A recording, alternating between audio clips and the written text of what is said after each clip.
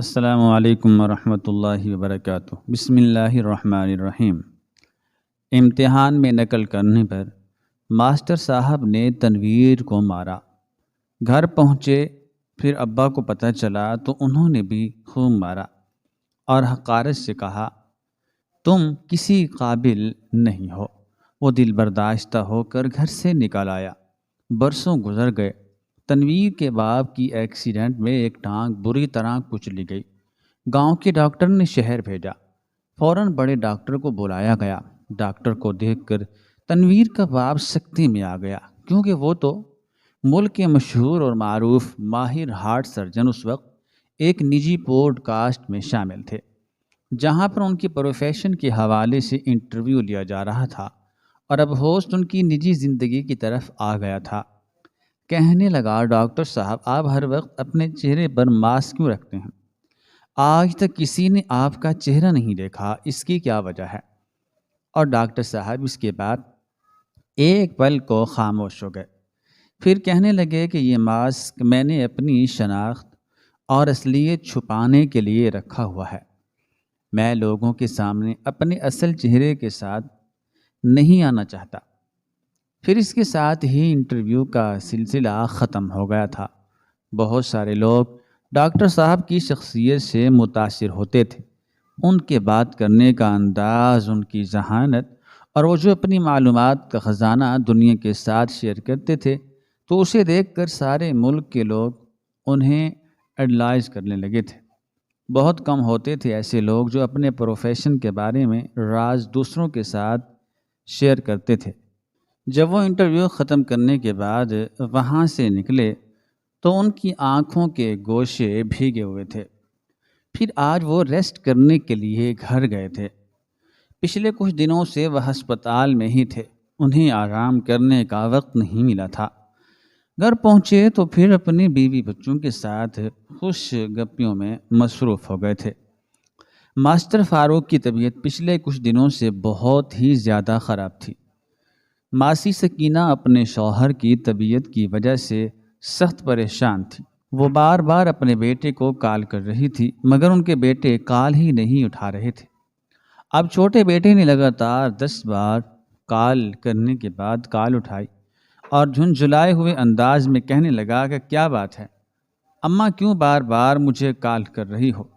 جانتی ہو کہ میں جاب کرنے والا انسان ہوں اور آج ہماری میٹنگ تھی۔ اگر باس کے سامنے میں کال اٹھا لیتا تو وہ ڈانٹتا کہ میں آفس ٹائم میں بھی موبائل کو استعمال کر رہا ہوں۔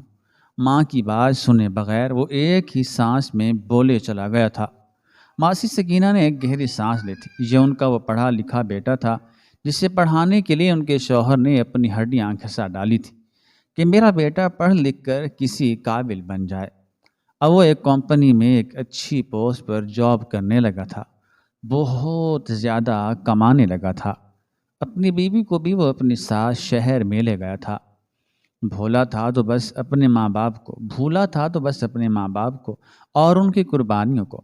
ماسی سکینہ کہنے لگی کہ تمہارے ابا کی طبیعت رات سے بہت خراب ہے، ان کا بخار اترنے کا نام نہیں لے رہا۔ جھنجھلائے ہوئے انداز میں نعمان کہنے لگا کہ آپ ابا کو دوا دے دیں، میں ان کے سر پر ماتھے کی پٹیاں رکھیں تو ان کا بخار کم پڑ جائے گا۔ بیٹا رات سے یہی کر رہی ہوں، مگر انہیں افاقہ نہیں ہو رہا۔ اب حکیم صاحب بھی عاجز آ گئے ہیں، کہنے لگے ہیں کہ تمہارے دونوں بیٹے تو شہر میں رہتے ہیں، انہیں بولو کہ وہ آ کر اپنے باپ کو کس شہر میں کسی اچھے ڈاکٹر کو دکھائیں، اس کا علاج کروائیں۔ نعمان اس بات سے بری طرح بو کھلا گیا تھا۔ اس کی بیوی اپنے ساس سسر کو بالکل بھی پسند نہیں کرتی تھی۔ اس نے صاف کہا تھا کہ شادی کے بعد وہ کبھی گاؤں نہیں جائے گی اور نہ ہی اس کے ماں باپ کو اپنے گھر میں برداشت کر سکتی ہے۔ تب نعمان نے اسے یقین دہانی کرائی کہ امی ابو جمیل بھائی کے ساتھ ہی رہیں گے، وہ ہمارے ساتھ نہیں رہیں گے، اور اگر وہ تھوڑی دیر کے لیے آ بھی گئے تو مہمان کی حیثیت سے تم انہیں برداشت کر لینا۔ وہ نتائشہ سے بہت محبت کرتا تھا۔ وہ ایک خوبصورت اور طرح دار لڑکی تھی اور نعمان اسے کسی قیمت پر بھی کھونا نہیں چاہتا تھا، اور شادی کے بعد بھی نعمان اپنے ماں باپ سے یوں بیگانہ ہو گیا جیسے ان کا کوئی رشتہ ہی نہ ہو۔ ماسی سکینہ جمیل سے مایوس ہو کر اسے فون کرنے لگی تھی۔ اس سے پہلے انہوں نے جمیل کو جب اپنے باپ کی طبیعت کے بارے میں بتایا، وہ بھی کہنے لگا کہ اماں میرے بہت سی مجبوریاں ہیں، بہت سے اخراجات ہیں، آپ جانتی تو ہیں کہ میری تنخواہ نعمان کے مقابلے میں کم ہے۔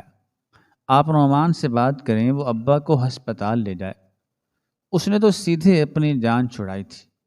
اور ماسی سکینہ کو جب دونوں بیٹوں نے جواب دے دیا تو وہ بری طرح سے رونے لگی۔ ماسٹر فاروق اپنی بیوی کو روتے ہوئے دیکھ رہے تھے اور خود بھی ان کی آنکھیں بھیگ گئی تھیں۔ وہ کبھی سوچ بھی نہیں سکتے تھے کہ ان کے وہ دونوں بیٹے جن کے لیے انہوں نے اتنی محنت کی، انہیں کسی قابل بنایا، اور اب جب وہ اپنے پیروں پر کھڑے ہو گئے تھے تو وہ اپنے ماں باپ کو ہی بھول گئے تھے۔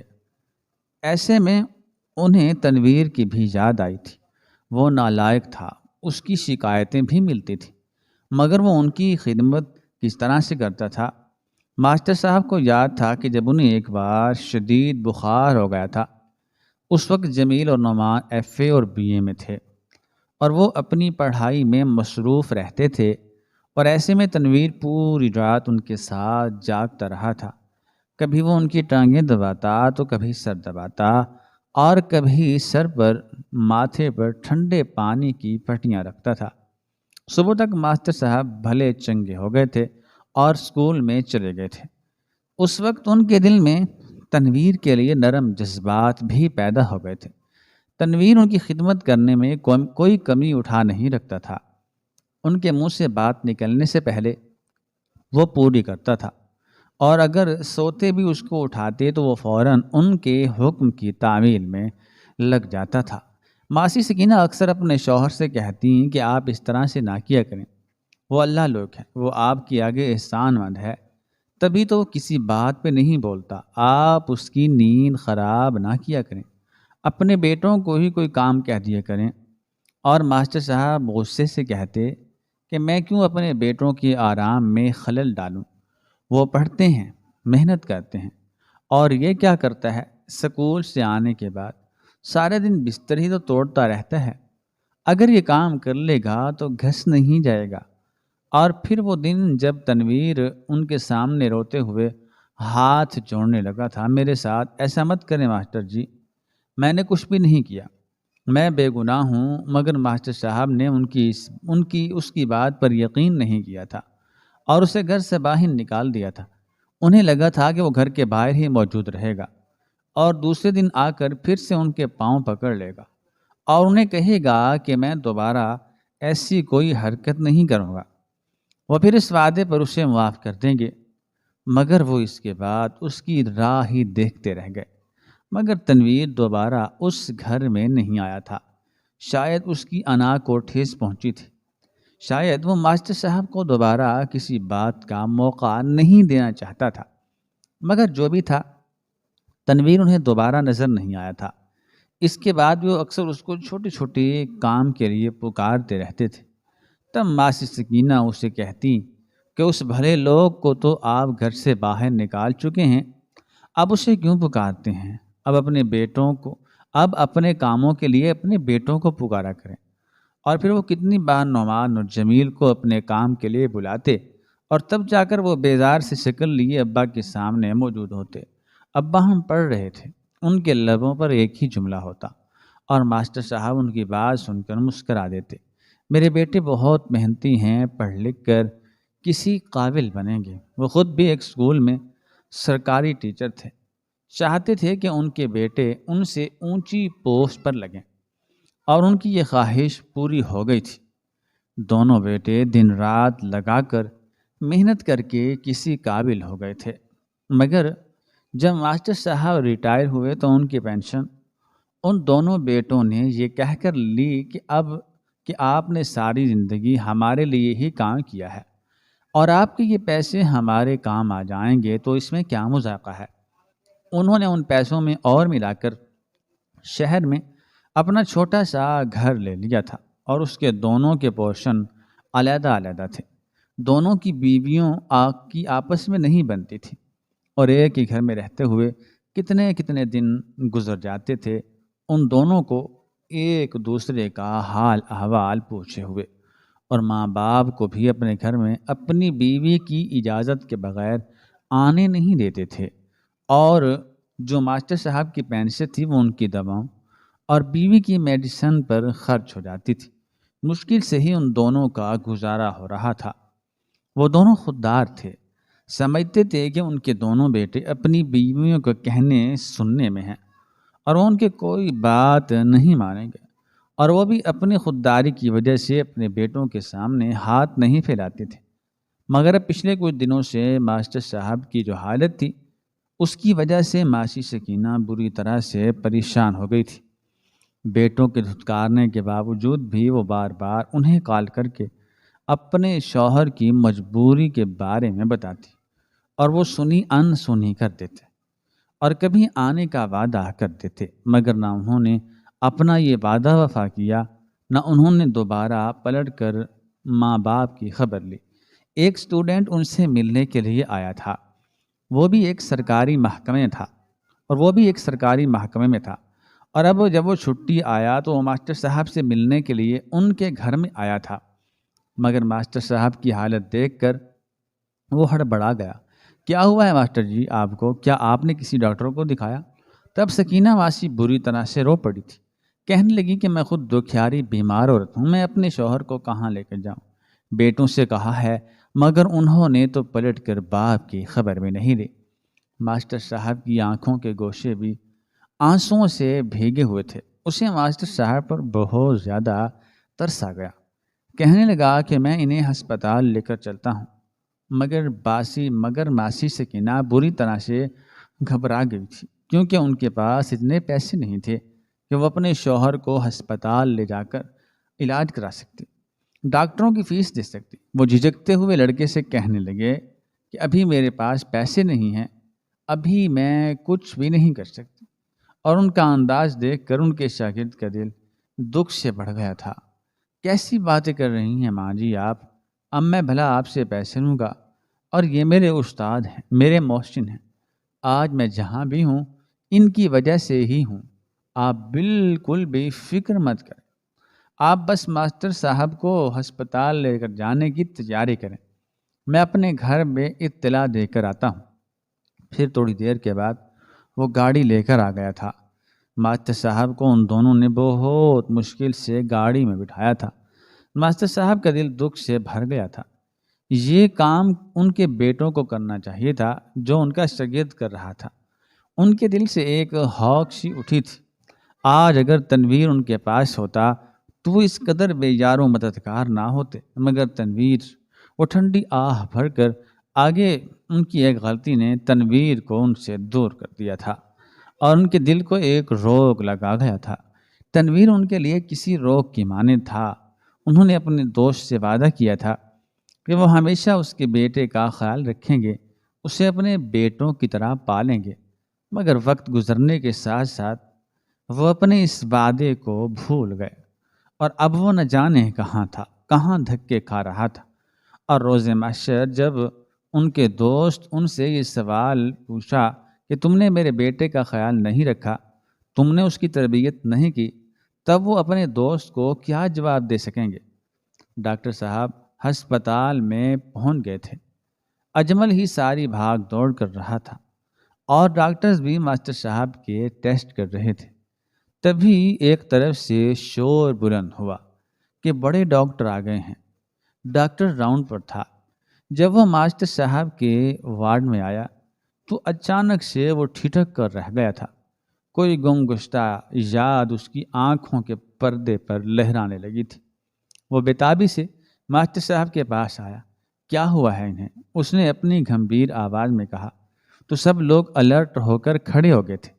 ماسٹر صاحب بھی اس کی متاثر کن شخصیت دیکھ کر حیران رہ گئے تھے، اور تبھی وہ کہنے لگا کہ جلدی سے ان کے تمام ٹیسٹ کرو، ایمرجنسی وارڈ میں لے کر جاؤ، دیکھو کہ انہیں کیا ہوا ہے۔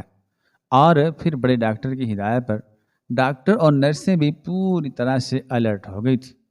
انہوں نے ماسٹر صاحب کی بہت اچھے سے دیکھ بھال کی تھی۔ ٹیسٹ کی رپورٹ میں آیا تھا کہ ان کے معدے میں سوزش تھی، جب بھی وہ جو چیز کھا رہے تھے انہیں ہضم نہیں ہو رہی تھی اور ٹائیفائڈ کی بھی علامات ظاہر ہوئی تھی۔ ڈاکٹر صاحب کہنے لگے کہ کچھ دن تک یہ اسی ہسپتال میں ہی رہیں گے۔ ڈاکٹرز کی زیر نگرانی ان کی اچھی سے دیکھ بھال ہو سکے گی، جبکہ گھر میں ان کی وہ کیئر نہیں ہو سکتی۔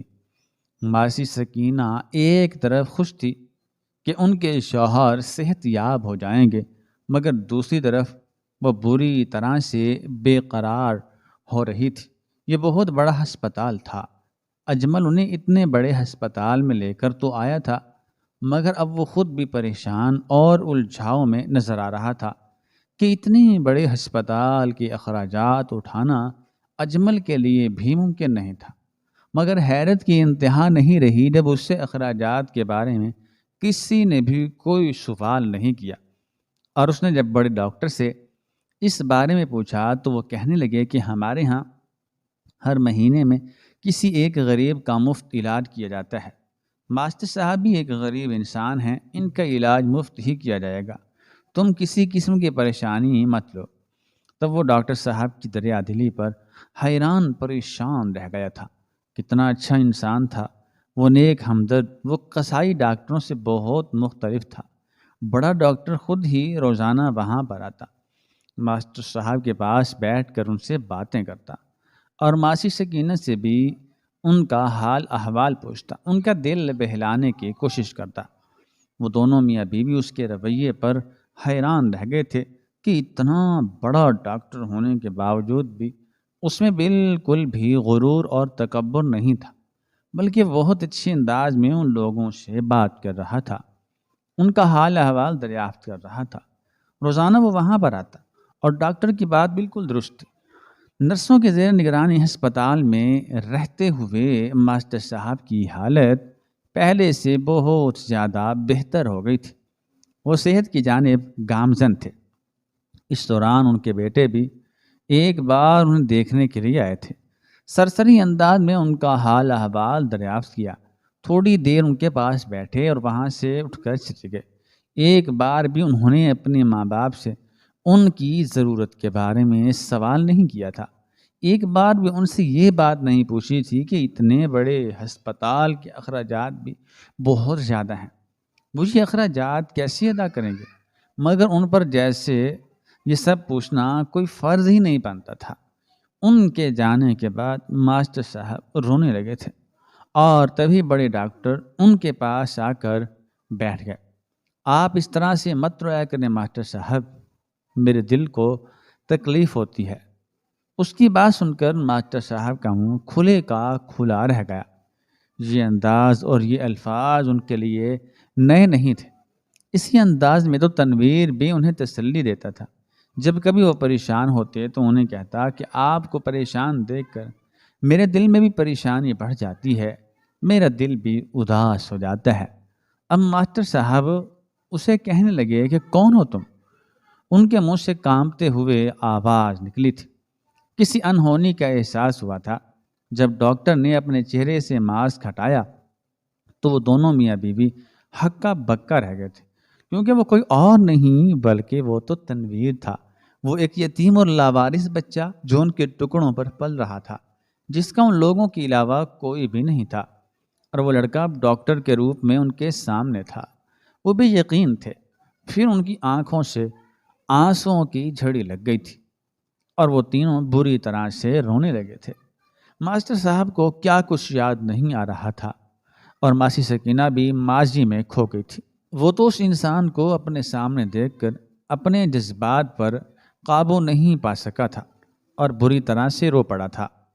بے شک اس نے ماسٹر صاحب کو اپنے باپ سے بھی زیادہ ترجیح دیا تھا، کیونکہ انہوں نے نہ صرف اسے پالا پوسا تھا، پڑھایا لکھایا تھا، بلکہ اس کا خیال بھی رکھا تھا۔ اس کے سگے رشتہ داروں نے اس سے منہ موڑ لیا تھا، مگر ماسٹر صاحب نے اسے اپنایا تھا۔ وہ چھوٹا سا تھا جب اسے یہ بات معلوم ہوئی تھی کہ وہ ماسٹر صاحب کی سگی اولاد نہیں ہے، اور یہ بات جان کر اسے بہت دکھ ہوا تھا۔ ماسٹر صاحب اس سے پیار کرتے تھے، مگر جتنا وہ اپنے دونوں بیٹوں سے کرتے تھے اس سے کم، مگر وہ اسی بات پر خوش تھا کہ وہ اس کا خیال رکھتے تھے۔ عید کے عید اپنے بچوں کے لیے کپڑے لاتے تو اس کے لیے بھی لاتے، اور اپنے بچوں کی فرمائش پوری کرتے تو اس کی بھی پوری کرتے تھے، اور ماسی سکینہ اسے محبت سے کھانا کھلاتی تھی، وہ انہیں اپنی ماں ہی سمجھتا تھا۔ ماسٹر صاحب سے اسے بے تحاشا محبت تھی، وہ اس کا باپ بھی تھے اور اس کا استاد بھی۔ بچپن میں اس نے انہی کے اسکول میں انہی کے پاس ہی پڑھا تھا، اور ذرا سی غلطی پر اسے وہ روئی کی طرح دھن کر رکھ دیا کرتے تھے، مگر اسے کبھی بھی ان سے شکوہ نہیں ہوا تھا۔ اور اس دن جب وہ میٹرک میں تھا تب ماسٹر صاحب سے روزانہ خود پڑھاتے، اسے حساب کرواتے، انگلش کی گرامر سمجھاتے، کتنی دیر تک اس کے ساتھ مغز ماری کرتے رہتے تھے۔ ماسٹر صاحب کی فرمائش پر ہی وہ سائنس سبجیکٹ رکھنے پر رضامند ہوا تھا، ورنہ اسے تو پڑھنا لکھنا بالکل بھی اچھا نہیں لگتا تھا۔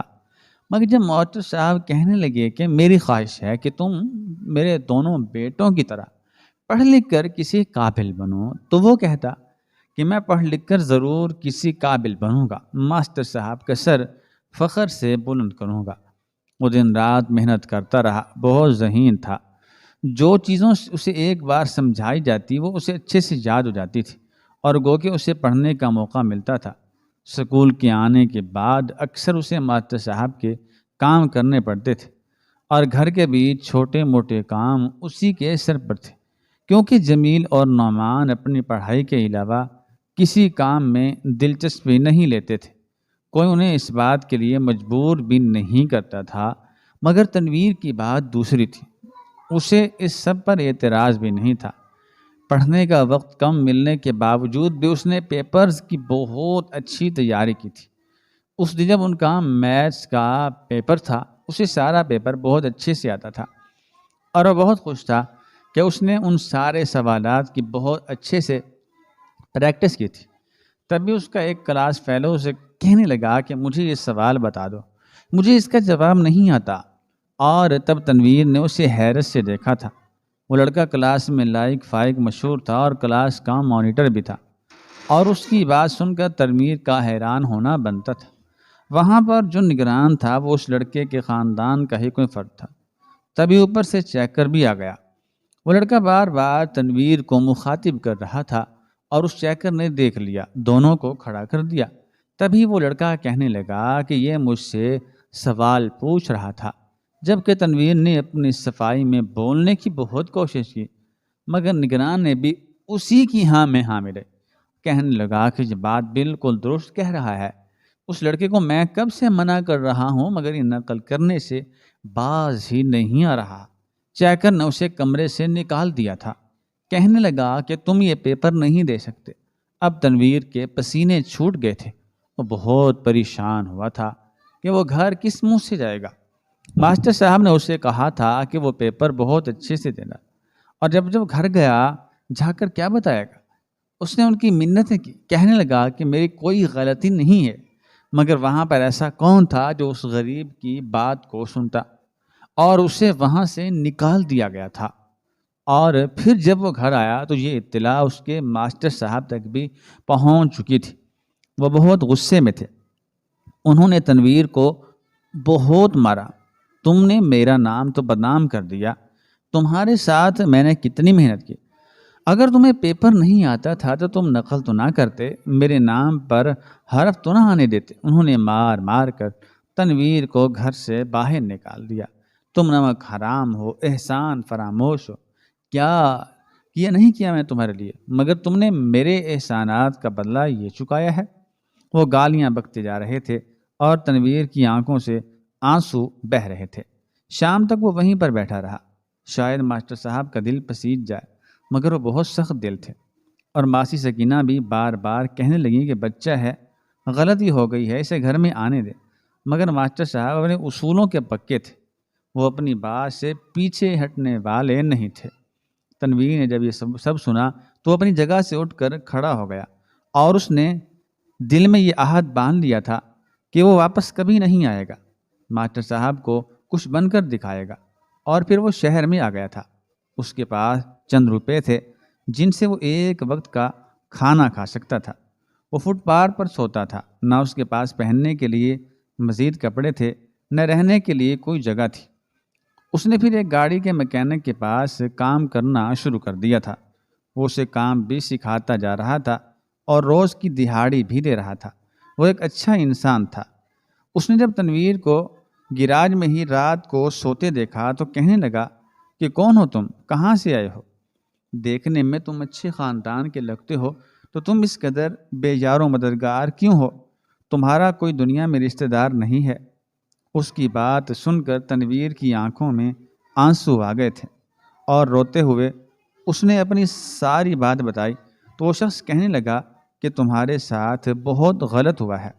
ماسٹر صاحب نے تمہارے ساتھ بہت زیادتی کی ہے، تم سے بھی غلطی ہو گئی، اسے تمہیں ایک موقع دینا چاہیے تھا۔ وہ تنویر کو اپنے گھر لے گیا تھا۔ اس کی ایک ہی بیٹی تھی جو معذور تھی، اسے اللہ نے مزید کسی اولاد سے نہیں نوازا۔ اس نے تنویر کو بیٹا بنا لیا تھا، مگر تنویر اب کسی اور کا احسان نہیں لینا چاہتا تھا۔ وہ اس کے ساتھ روزانہ گیراج پر کام کرتا اور وہ اسے کہتا کہ تم اتنی محنت نہ کرو، تم میرے گھر میں آرام سے رہ سکتے ہو۔ مگر تنویر اب سمجھ گیا تھا، اپنی عمر سے بڑی باتیں کرنے لگا تھا۔ کہنے لگا کہ میں آپ کا احسان نہیں لینا چاہتا، تاکہ کل ایسا نہ ہو کل میری معمولی سی غلطی پر آپ بھی مجھے گھر سے باہر نکال دیں۔ اور پھر تنویر نے دن رات محنت کی، گیراج پر کام کرتا۔ اس نے دوبارہ سے اپنی تعلیم کا سلسلہ شروع کر دیا تھا۔ اس نے 9ویں کلاس کا امتحان دیا تھا اور شاندار نمبروں سے پاس کیا تھا۔ اور پھر یہ سلسلہ رکا نہیں تھا، وہ بہت محنت کرتا رہا۔